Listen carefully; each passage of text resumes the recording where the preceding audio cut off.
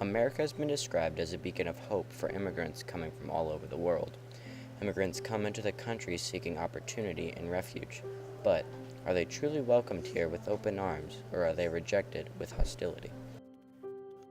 American, defined by Merriam-Webster as relating to or a characteristic of the United States or its inhabitants.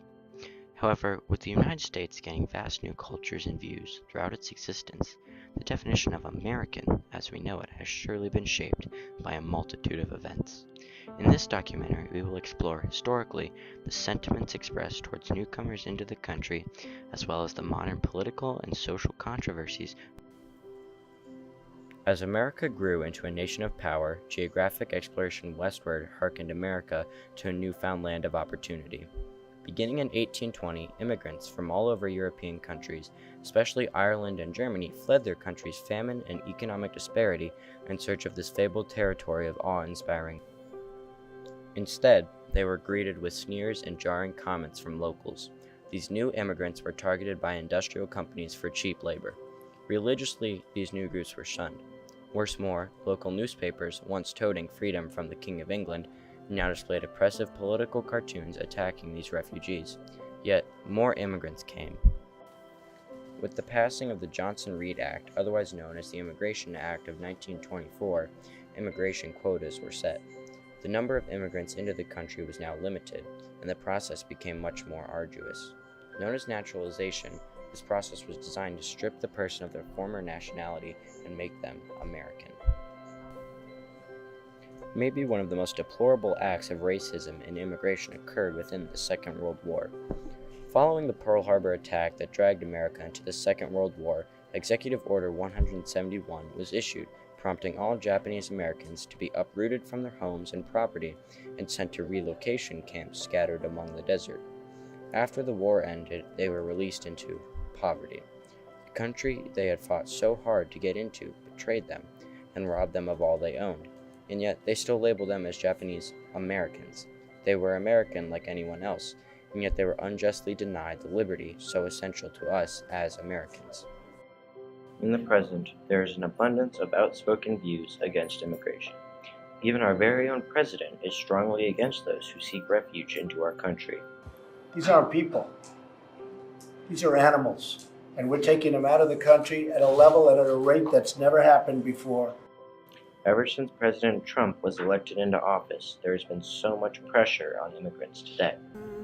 Yo siento que hay como un poco más de presión para los inmigrantes, tal vez porque son muchos, ya somos muchos, pero cuando vine no era tanto, no había mucho tanto como ahora. Part of this pressure comes from the fact that immigrants are mainly viewed as threats by the general public. The media tends to only publish pictures of them as criminals, even though only a small percentage of immigrants are actual felons. On TV shows, an immigrant character is almost always portrayed as if they were on the run from the police. Opposition against immigration also sprouts from ignorance of the American people to learn or sympathize with these immigrants who have endured many hardships throughout their entire life. People just don't want to learn and hear stories and about other people, but I believe mainly it's just lack of information. So, and make people scared because they don't know. These anti-immigration sentiments are sure to have an impact on the victims themselves.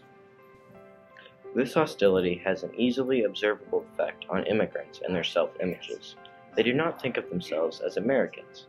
A 51% majority of Hispanic immigrants identify with their country of origin, and 69% believe that different communities have unique cultures. I am a U.S. citizen now, but I kind of identify, I guess, mostly with the fact that I'm Sierra Leonean because that's where I'm from.